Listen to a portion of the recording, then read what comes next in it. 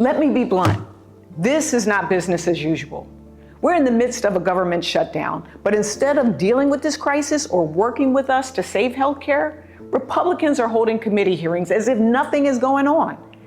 I'm going to use every opportunity to remind my colleagues what's at stake. Take a look. To my colleagues, yesterday there was a split screen on the television, coverage of committee hearings, and a shutdown clock. It was a tale of two realities. Republicans continue to call for hearings like it's business as usual, while Americans are literally living in the midst of a shutdown that jeopardizes their health, their jobs, and services Americans rely on. Now, the issues here are very important, but the number one issue right now, the number one priority in this moment should be reopening the government and restoring people's health care.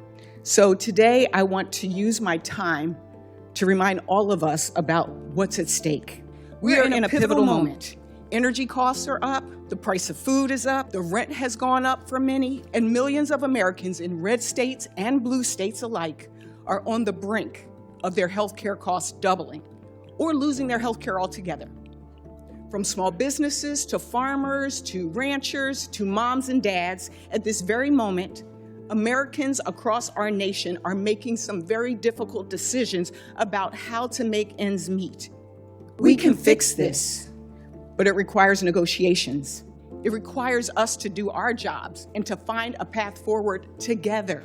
We can reopen the government. We can restore health care for the millions of Americans who are counting on us. But it requires urgency, and it requires trust, and it requires willingness to come to the table now. My Republican colleagues control the White House, the House, and the Senate. The ball is in your court.